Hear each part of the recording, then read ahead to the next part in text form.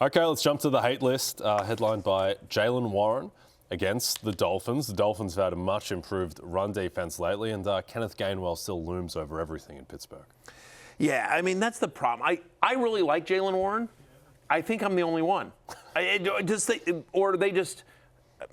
said that, again, one of my better calls, and I'm not super proud of this, but one of my better calls in the season, in the preseason. Go back and watch the tape in the preseason where I was just like... No one's going to watch this tape. No, go ahead. Brady Clark might, or Clark Brady. Who is it? Yeah, who's our number one? Who's the guy that watched Brady 12 Cook? hours? No. Yeah, Clark Brady. Clark Brady, our fan that watched all... No relation to Tom. Yeah.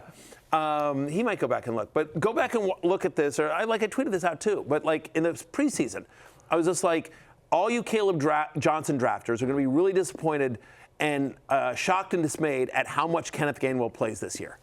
I mean, like, everyone's just like, Caleb Johnson, we're all in on the rookie. He's the new Najee Harris. And I'm just like, they like Kenneth Gainwell. They really like Kenneth Gainwell. Like, and by the way, to his credit, he's played well this year. Yeah, Kenneth Gainwell has. He's just not Jaylen Warren, but for whatever it's worth, back-to-back games now for Jaylen Warren with 12 or fewer touches.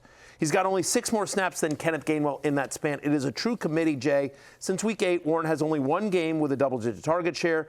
And this is weirdly, this is a tougher matchup on Monday night than people think. To your point about Mike McDaniel, we always think about him offensively, but the team hasn't quit on him, and their defense has actually sneakily been pretty good. No team over the last 4 weeks allows fewer fantasy points to opposing running backs than the Miami Dolphins.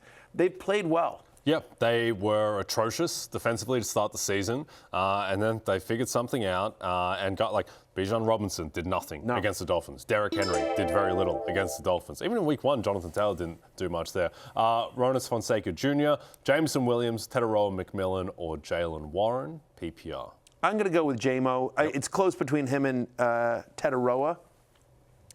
But I don't think... We love the talent of McMillan. Yeah. We don't love this offense. They keep trying, even when Bryce Young's rolling, it's 15-20. Yeah. Tirico McMillan had 1 catch his last game. 1 catch. And it was a touchdown. Yeah, it was a 40-yard touchdown, right. But 1 catch. That's right. So I think it's Jameson Williams in what should be a great game against the Rams. That line is 55.5. Yeah, total 55.5. Yeah, so I think you want as much of the Rams-Lions game in Detroit as you can get. Matthew Stafford. In LA. Oh, sorry, in LA. That's what I meant. And the Lions are 6-point dogs. And the Lions are never 6-point underdogs. So they will have, you suspect, the game script to be throwing all game. Staying in that game, hate list for me, David Montgomery, who played really well against the Cowboys, popped off the 35-yard touchdown or so. He did play well. Yeah. And he looks the part, like he looks very good. The issue is that Jahmyr Gibbs might be the best running back in football, and the Lions seem to starting to understand that, where this workload in the run game is shifting progressively to Gibbs. They used to alternate drives between Montgomery and Gibbs, and then Gibbs would get the passing down work.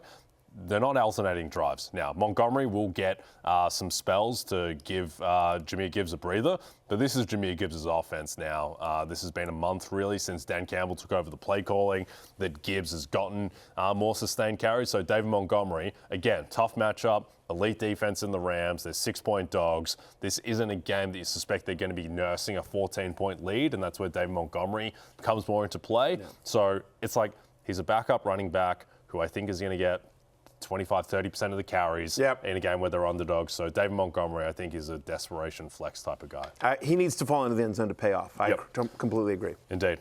Hey, it's Matthew Berry from NBCSports.com and RotoWorld.com, and I want to thank you so much for watching whatever it is you just watched, or if nothing else, being too lazy to click out of the autoplay after this video started, after whatever it is you actually wanted to watch finished.